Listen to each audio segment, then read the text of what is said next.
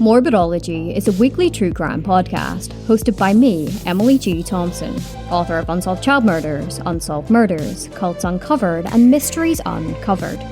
911 emergency. My son shot my husband. I need an ambulance. He's bleeding. Each week on Morbidology, I uncover a new true crime case using investigative research combined with source audio. I just snatched it from her. Once I took it, and it's like I just hit her with it. Morbidology is a victim-focused podcast that mostly covers cases that aren't widely documented in mainstream media. I also like to take an in-depth look at any systemic failures which had a part to play in the crime. Do you know why you're here? For a home invasion gone terribly wrong. Listen to Morbidology across all podcast platforms.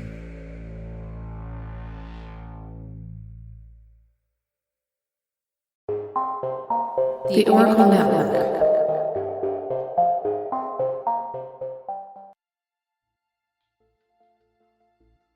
Hello and welcome to Reverie True Crime. As always, I'm your host, Paige. Today's episode is about two people with developmental disabilities that met each other and went on a serial killing frenzy. This episode does contain details about the victims and what happened to them. Some are children. This is the story of Debra Brown, Alton Coleman, and the torture they inflicted to multiple children and adults in many states, leaving the victims' families completely broken. So, if you're ready, buckle up and let's get started. Alton Coleman was born the 6th of November 1955 in Waukegan, Illinois. His mother, who was a sex worker, and his 73-year-old grandmother were the ones who raised him. His mother would often have sex with her clients while her son was in the same room. Alton was developmentally disabled. The kids at his school would harshly make fun of him for that, and the fact that he still peed his pants. They would go around taunting him, calling him pissy. Alton quit school during middle school, and things started to go south from there. Alton began committing crimes, and the local police got to know him very well. He would ruin other people's property and set fires. As each year went by, his crimes got worse and worse. Some sources say that he had the tendency to dress up in women's clothes at the time, and he was struggling with his sexuality. As we will see, he and his soon-to-be partner in crime were a very unorganized, chaotic killing pair. Alton was the one who pretty much told his future partner in crime what to do and selected who they were going to kill. There wasn't a certain victim profile. The murders were solely based on whoever was most convenient at the time. As Alton got older, he desired sex a lot more, which a lot of teenagers and young adults do have a sex drive, and they experiment. But Alton's thoughts and actions were dark. He had a thirst for sex that was unhealthy and could only be quenched by taking advantage of and raping men, women, and children. A friend of Alton's mother stated, quote, "He knew he was different, even as a young child. As he grew up, he was deeply into insidious kinds of sexual gratification." End quote. At only 19 years old, he already was charged for rape, not once or twice, but 6 times from 1973 to 1983. One of the charges was for the rape of his own 8-year-old niece, his 25-year-old sister's daughter. Alton's sister would later decide to drop the charges on her brother. He may have browbeaten her to drop the charges because he was known to do that to a lot of his victims. Unfortunately, intimidation was something he was very good at. His sister stated in court when she testified weeks later, quote, "It's a misunderstanding.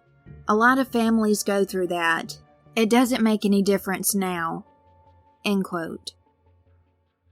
The judge was in total disbelief, saying, quote, "I think the woman, as she stands here today, is terrified of this man." End quote. In the end, the judge had no choice. He had to let Alton go and terminate the charges. Alton even made the jurors believe that the cops had apprehended the wrong person, that it wasn't him, it was someone else. It usually worked like a charm.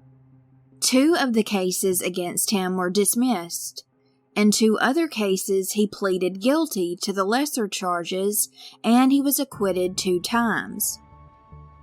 According to his friends, Alton also had trust and confidence in the supernatural to assist him in avoiding real justice. He professed that voodoo made him invulnerable to being condemned by the law. He couldn't keep up the act, and his true colors would soon show. Debra Brown was one of 11 children. She was also intellectually disabled. Debra suffered trauma to the head as a little girl. People described her as being very dependent on others. In 1983, she and Alton Coleman met. Debra was engaged at the time, but she left her family behind to move in with him not long after they met. Debra had never been malicious, violent, or in trouble with the police until she and Alton got together. Alton was supposed to go on trial in Illinois. He was scheduled to be there on charges for raping, and some sources say he even murdered a 14-year-old little girl. Instead, the wanted man and Debra ran off together and would begin their killing spree. In May of 1984, Alton became friends with a mother of 2 from Kenosha, Wisconsin. Her name was Juanita Wheat. She had a little girl, only 9 years old, named Vernita, and a 7-year-old little boy named Brandon. Alton told Juanita he was a neighbor of hers named Robert Knight, and even showed her an ID with that name on it. That's how he started to get in good with Juanita. He began to come over to see her and the kids over the next few weeks, having dinner with them and playing with the children. After he befriended the family, he showed up to Juanita's apartment, spent time with her and her children, and met Juanita's cousin, Willie Mae Peebles. On May 29, 1984, Alton made a surprise visit to Juanita's apartment building, and without being invited inside, he went into the apartment of Juanita's neighbor, Ellen Reeves, whom Juanita was visiting. Juanita introduced Alton to Ellen. With Juanita's permission, Alton took the children to a carnival and had them home by 10:15 that night. He had completely gained her trust by this point. That same night, shortly after he brought the kids home, Juanita said it was fine if her 9-year-old daughter rode with Alton over to his apartment really quick to pick up some of his stereo equipment. He was only using this as an opportunity to kidnap the child and take her back to Waukegan, Illinois. Juanita would not see her daughter alive again. When Alton had not brought her daughter home by 10:45 that night, Juanita and Ellen started to look for her. Approximately 1 hour later, Juanita called the police. The 2 women identified Alton's picture, who they thought was Robert Knight this whole time, at the police station and in court later. Vernita's body was found in an abandoned building, in the bathroom, on the 19th of June, 1984, terribly decomposed. The cause of her death was from being strangled with a ligature. Her chest, neck, and hands were bound with cable wire. This deserted building that Vernita was in was only 4 blocks away from Alton's grandmother's apartment. There were fingerprints at the scene, and later those would come in handy. On the 31st of May, only a day or two after the murder of Vernita, Alton became chummy with Robert Carpenter, who lived in Waukegan as well. Robert let him stay the night with him, and the next day, Alton asked to borrow his car to make a quick run to the store. Robert said sure, but Alton never came back.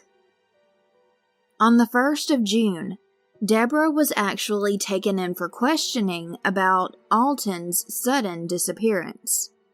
So the pair laid low for a few weeks after that. Debra and Alton went to Gary, Indiana later in June. They came across 2 very young girls, Annie, who was 9, and Tamika Turks, who was 7. They had just been to a hot dog stand and a candy store, walking back to Tamika's home. Alton and Debra went up to the little girls and asked them if they wanted new clothes. Of course, 2 little girls being asked if they wanted new clothes, they were all for it. Alton told them to go with Debra and that he'd catch up later. Tamika did tell Annie as they were walking that she didn't think they should be with these people. They continued to take a walk with Debra, who lured them into a wooded area close by. They walked for about 40 minutes. Alton showed up and told the girls that he was going to play a game. Debra and Alton took off Tamika's shirt, and then they ripped up her shirt and used the pieces to tie the girls up and gag them. Debra was agitated that Tamika was crying and terrified, so she put her hand over the little girl's nose and mouth, taking her to the ground, while Alton took his foot and started to stomp her in the face, chest, and stomach. But that wasn't enough. They took her away from Annie, where she couldn't see her friend, and a pile of weeds, and Alton raped Tamika orally, saying that if she didn't do what he said, that he would kill Annie. After he did this to Tamika, they went over to Annie. It was her turn to be horribly tortured. Alton raped 9-year-old Annie, and then there was a loud moaning sound coming from Tamika. Realizing Tamika was not dead yet, they choked Annie with a belt until she fainted. They went to Tamika and strangled her to death. Luckily, Annie survived this savage attack. Even though Annie survived, her grandmother could not take what had happened to her little granddaughter. It was too much for her to handle, and she completed suicide. Tamika was found on June 19th. Her body was partially decayed, and the cause of her death was strangulation with a ligature. Annie still undergoes serious headaches, and she has moments where she just starts screaming. Her mother, Mary, said, quote, "She will get to screaming and crying like someone is hitting her on the back of the head," end quote. Annie's medical bills for her injuries were $15,000. Some of it was covered by insurance, but a bulk of it wasn't, which would be financially difficult for most families. Laverne, Tamika's mother, decided to move to Minneapolis and decided to reside there because the memories of Tamika and Gary, Indiana were too excruciating to bear. Now let's take a breather, take a short commercial break, and let me tell you about today's sponsor. I must admit, it's hard for me to find jewelry that I'm in love with, but when Anna Louisa reached out to sponsor the show, I looked at their website and instantly fell in love. These pieces go with everything I own, which is impossible for me personally to ever find. I'm mostly a t-shirt and leggings kind of girl, unless I just have to go somewhere and dress up. These pieces work if you're all dolled up or completely dressed down. One pair of earrings I picked out are called Celeste, which are tiny, huggy hoops with a star on one side and a half moon on the other, adorned with tiny sparkling gems that are the cutest touch. Another pair is called Farina. They're chic and dreamy little half moons with clear and pastel gems and linear drops. The necklace I picked is called Nina. It's a vintage, skinny silver rope necklace with a beautiful, almost see-through, super light sky blue topaz gem. The quality of these pieces stunned me in the best way. They are sustainable, lovely, and like I said, they're super versatile. They really do have jewelry for everyone, and you can find timeless pieces for someone that you love as well at analuisa.com. ANALUISA.com. Their jewelry will not break the bank like most places, and that to me is super important. Check out analuisa.com and use the code TrueCrime for a discount. That's ANALUISA.com, and TrueCrime is the discount code. Oh, by the way, I went back and bought the Sia Link earring. You can buy just one for one ear if you want to, but I was like, no, I want two for both ears. I have my ears pierced twice, so this one was yelling my name. It's a small safety pin that goes in your earlobe, and for your second piercing right above that is a little silver gem, and they're connected by a delicate, pretty chain. It's a little edgy, but still screams contemporary and adorable. analuisa.com, ANALUISA.com, discount code TrueCrime. The same day that the police found Tamika's body was the same day Alton and 25-year-old Donna Williams of Gary, Indiana, were hanging out, and he, of course, had the motive of becoming her so-called friend for terrible reasons. He wound up abducting Donna in her own car. She was reported missing. Donna's body was discovered in Detroit, Michigan on the 11th of July, decomposed badly. She was about a half a mile away from her car. Her cause of death was also ligature strangulation. Also, where her car was found was 4 blocks away from Alton's grandmother's residence. People that lived in the area said the car had been parked there since June 19th, the same day Tamika's body was found. Robert and Zanata, Donna's parents, said punishment was not what was on their minds the most.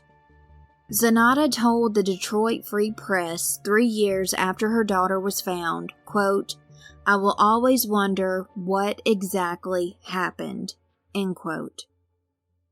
2 days after Donna had been reported missing, probably around the 21st of June, a lady in Detroit had been taken hostage. She was forced to drive a man and woman to Toledo. However, taking the two by surprise, this woman took a chance to get out of there by hitting another vehicle and took off running afterwards. Later, she identified Debra and Alton as her kidnappers. On the 28th of June, Debra and Alton were in Dearborn Heights, Michigan, and went into Mr. and Mrs. Palmer Jones's house. Alton slapped handcuffs on the man and started to beat him mercilessly. Mrs. Jones was also attacked severely. Before they left the couple's home, Alton grabbed the phone and tore it from the wall. They stole all the money they could find, and they stole the married couple's car. Alton and Debra were now in Toledo, Ohio in July of 1984.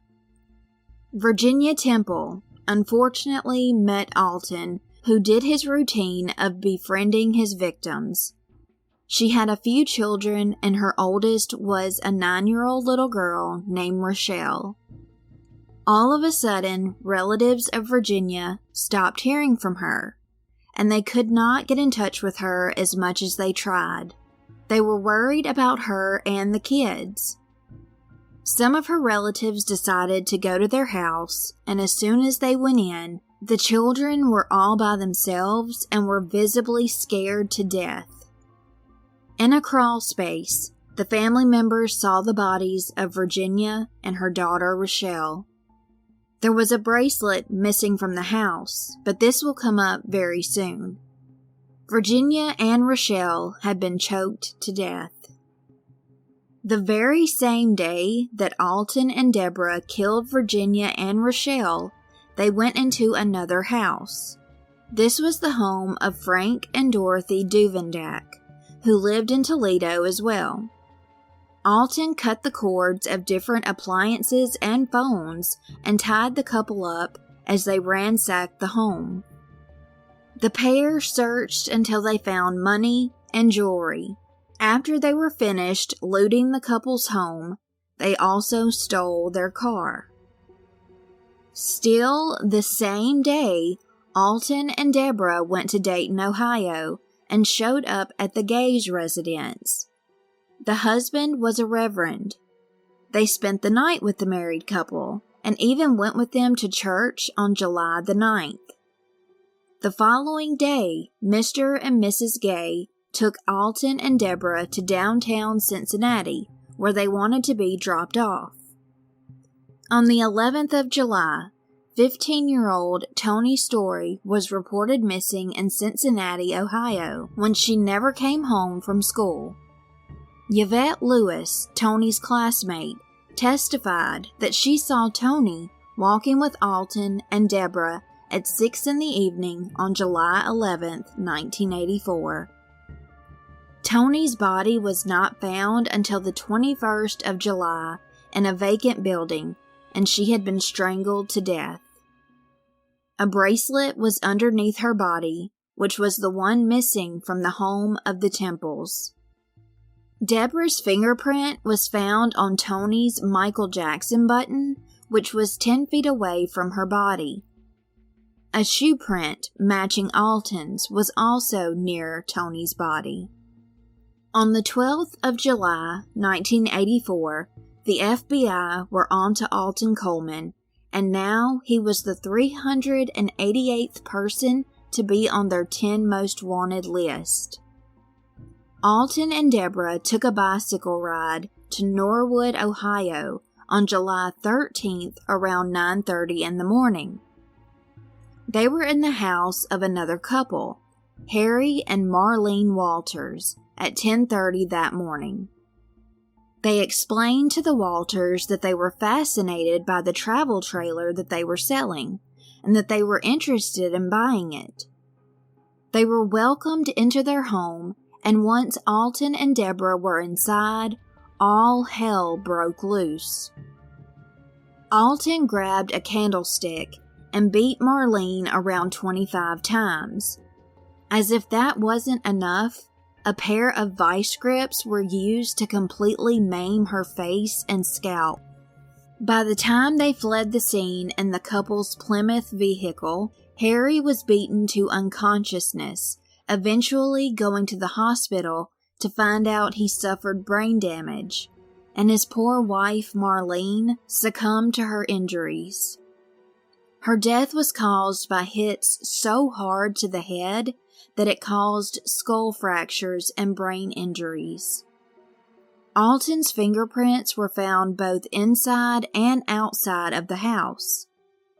Harry Walters was in a coma until September of that year. Alton and Debra were vicious, ruthless, and started to get messy, which would eventually catch up to them. When the two left in the Walters' car, they'd stolen money, jewelry, and shoes. They left behind their bikes and even left some of their own clothes and shoes at the scene. Only 2 days later, the red Plymouth Reliant was found deserted in Kentucky. Debra and Alton abducted a college professor, Oline Carmichael Jr., in Williamsburg, Kentucky, then drove away with Oline in the trunk of his own vehicle back to Dayton, Ohio. From the 15th to the 17th, Oline was locked away in the trunk before the deserted car was finally found and he was saved by law enforcement. Unfortunately, Millard and Catherine Gay would be visited again by the pair. However, this time Alton Coleman was being searched for nationwide, and the Gays knew this. When the Reverend opened his door, he and his wife were packing heat, and understandably so. Millard said to Alton, quote, "Why you want to do us like that? Like this?" And Alton said, quote, "I'm not gonna kill you, but we generally kills them where we go." The only damage done was Alton and Debra taking Millard and Catherine's car and speeding away. On their way back to where they lived in Evanston, Illinois, they murdered a 77-year-old man named Eugene Scott and took off in his car. Eugene was found in a ditch near Indianapolis, Indiana, on July 19th. Alton, not knowing that he was on the FBI's most wanted list, he and Debra were back in their hometown, crossing the street, while someone was sitting at a red light who recognized him on July 20th. I don't know if he forgot he was wanted for his prior rape and murder charge before he fled, or if he just didn't care. Nevertheless, he and Debra were back in their hometown. As the couple walked off into the distance, the person who saw them turned into the next gas station and called police. Alton and Debra were enjoying their day, thinking they had gotten away with all the horrible things they had done, maybe even plotting where they would go next, when undercover police were searching the area and saw the two sitting at Mason Park. The police took note that the two were wearing different t-shirts than what the person who called in said they were wearing. The policemen slowly got out of their cars because they knew how violent and desperate these two were, and strolled up to the pair. Alton was trying to sneakily walk away from the park, but two officers stopped him in his tracks. The detective and two sergeants went up to Alton and began asking him a lot of questions. When the cops were searching Debra, in her purse they found a gun. She said her name was Denise Johnson. Alton had no ID and even said he had no idea who Alton was. Both were arrested on the spot and hauled off to the Evanston Police Department, where the police took their fingerprints and identified them immediately. The two could no longer deny who they really were. Alton was stripped down and searched thoroughly. He had on 2 pairs of sweat socks and had a steak knife tucked between them. When they were arrested, they had shopping bags full of clothes and hats. Every 3 or 4 blocks, they would change their clothes and put on different hats, thinking that would help them not be recognized. Now, the fact of the matter is, most of their victims were black. It is speculated that they knew if they targeted black people, someone in the neighborhood that they were in at the time might give them a place to hide. Unlike if he and Debra were to have attempted this spree in white neighborhoods, they probably would have been caught much sooner, for multiple reasons. Everyone that lived in the area was so glad Debra and Alton had now been caught. It was a huge relief because everyone had a feeling they would be back. A lot of people said Alton looked worn out, and it seemed like he had lost a lot of weight. People in the area said that by then, both of them had, quote, probably just run out of steam. One neighbor said, quote, there was a community awareness about him. He wasn't going to be able to come in here and snatch anybody. We were waiting for him, end quote. While Debra was at the Evanston police station, there was an FBI agent who told Debra her rights, and according to court documents, he went on to ask her questions like her name, age, date of birth, and address. He went on to ask her different things to get her to give him clues to an attack in his jurisdiction that they were suspected of. While Debra was being taken to federal lockup, she decided to openly talk to FBI agents on the way to Chicago. They explained her rights to her again when they got to the federal building, and she didn't want to sign the waiver agreement for that. Debra said she would talk to police, but if she wanted to stop talking, she wanted to be able to do that. Hours later, she had divulged a lot of details, confessing about their crimes and murders. After she spent hours talking, then she asked for a lawyer. They didn't ask her any questions after that until she spoke to an attorney. During trial, Debra's attorney said her Fifth Amendment right, the right against self-incrimination, was disregarded because authorities kept on interrogating her after she had first asked for an attorney in the beginning, but she didn't ask for one the second time. So they did ignore her request for an attorney when they first brought her in for questioning. Since the detective in Evanston did infringe upon her rights, the evidence from his questioning at that time was excluded. However, the confession she gave to the agents was used in the trial, and because of that, she was quickly convicted. Debra was served a death sentence for the murder of Tamika Turks. Later, she was given another death sentence for the murders committed in Cincinnati, but she continued to be held on Indiana's death row. It had only been maybe a week after they had been taken into custody when more than 50 law enforcement officials from Illinois, Wisconsin, Michigan, Indiana, Kentucky, and Ohio got together to figure out a plan to prosecute Alton and Debra. Since Michigan does not have the death penalty, they decided not to go with Michigan as a starting point for a trial. Ohio was the agreed-upon state to have the first trial for this murderous pair. They had committed 8 murders, 7 rapes, 3 abductions, and 14 robberies in which they were armed. U.S. Attorney Dan K. Webb stated, quote, "We are convinced that the prosecution in Ohio can most quickly and most likely result in the swiftest imposition of the death penalty against Alton Coleman and Debra Brown," end quote. The attorney was absolutely right. At the Ohio trial, May of 1985, the two were found guilty and convicted for aggravated murder charges for the murder of Tony Story.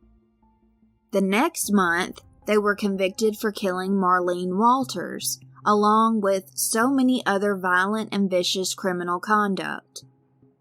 Since they were both sentenced to be executed, they started to appeal, which was such a long, drawn-out process. Also, I wanted to mention that at his trial, Alton argued on his own behalf, like Ted Bundy did, and that did not go well, obviously. It's total narcissism because Alton was always used to talking a jury in the past into believing him, and they would let him walk. but in this case, it didn't work for him.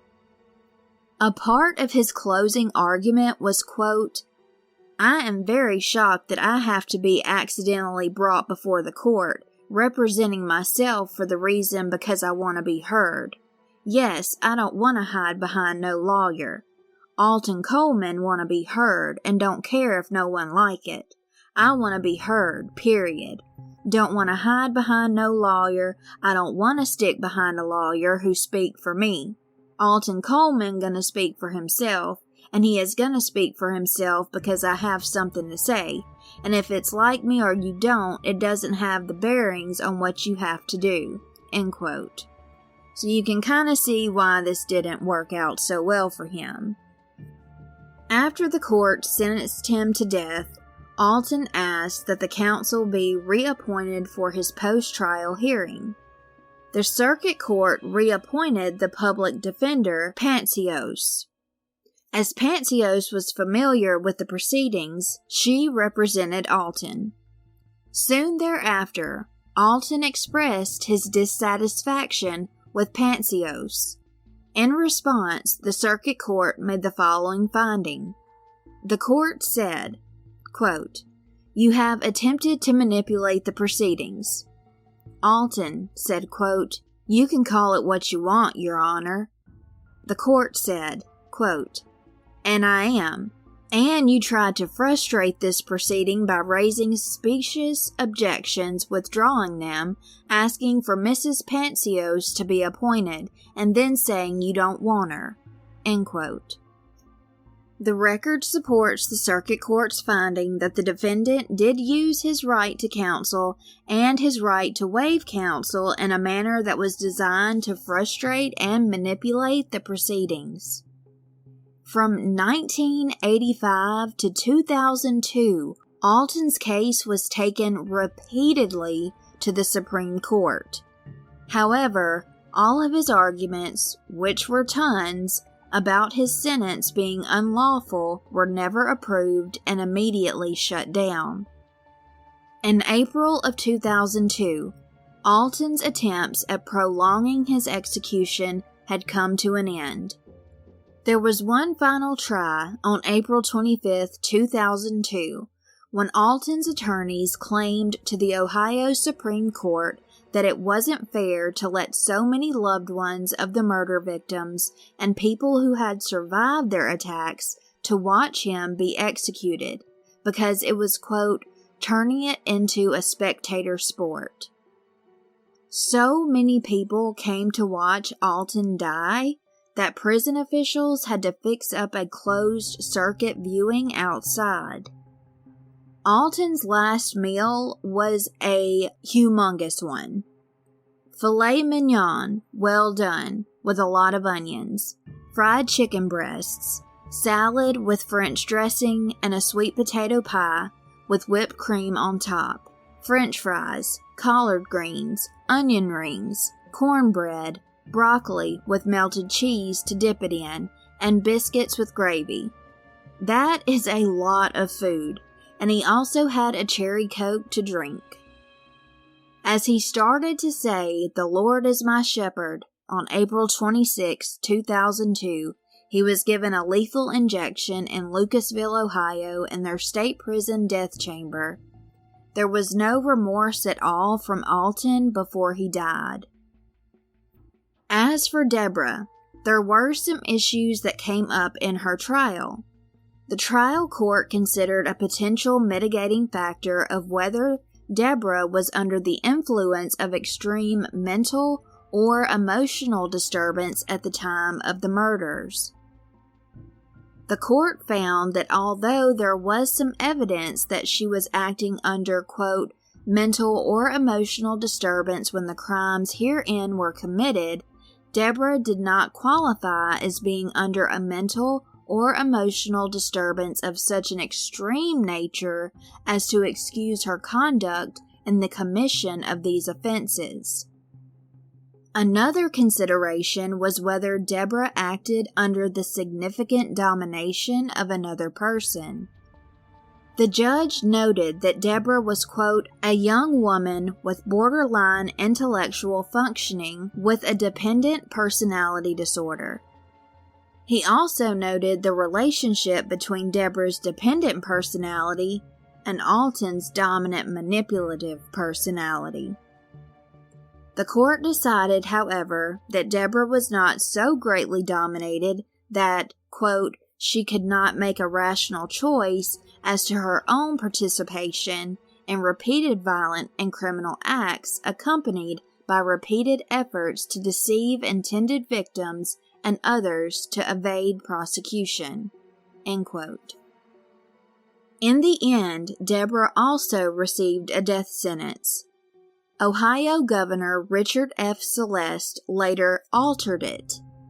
Because of this, Debra, 39 at the time, was kept locked up in Ohio, costing taxpayers $200,000.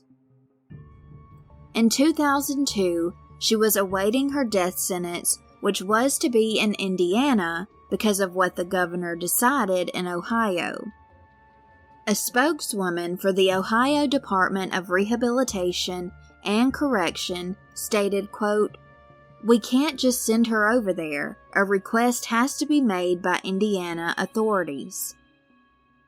Governor Celeste was against the death penalty, which is why he decided on January 10, 1991, that Debra should spend life in prison instead. A few days after making that decision, he left office. In Celeste's own words, he said that he, quote, spared Debra's life because she was the R word, which I won't say, and she had a childlike emotional development along with a, quote, master-slave relationship with Alton Coleman, end quote. 7-year-old Tamika Turks was murdered in Gary, Indiana, so Debra's death sentence awaited her there whenever the authorities would call for her. Of course, she has appealed it in the U.S. District Court in Columbus, Ohio. The officials in Indiana were prosecuting her case, and Debra's lawyers were out-of-state public defenders that were appointed by the court. The governor of Indiana and other officials said right after Governor of Ohio Celeste's resentencing that they were going to file a request right away to transfer Debra to Indiana. Well, that would never happen. A part of that could have been all of the criticism over how costly it was to bring both Alton, at the time, and Debra to Indiana for a trial in 1986, because that was right after Ohio had found them guilty of murder and sentenced them. A spokeswoman for the Indiana Department of Correction, Pam Pattison, said, quote, Ohio has a lawful right to hold Debra as well as Indiana. There has been discussion about bringing her back to Indiana. Ohio kept her, end quote. However, Pam never gave a reason why Indiana has not requested to transfer Debra over there. In 2002, Debra was in the Ohio Reformatory for Women in Marysville. If they were to extradite Debra over to the Indiana Women's Prison in Indianapolis, it would cost the taxpayers over $19,000 a year. When Alton was alive, he and Debra were no longer in a relationship, and they never tried to communicate with each other, according to one of Alton's attorneys. Debra's mother hates that her daughter got entangled with Alton, because in the beginning, like I said, she had never been violent, malicious, or had problems with police at all until she met him. Alton's family says they are victims of him too. Not victims of Alton himself, but more so victims of the system that they wholeheartedly believe planned to kill an innocent man. Talk about denial. As of 2019, Debra was no longer on death row facing execution, but she will be serving life in prison. And that concludes today's episode. Thank you so much for listening, and until next time, stay safe and take care.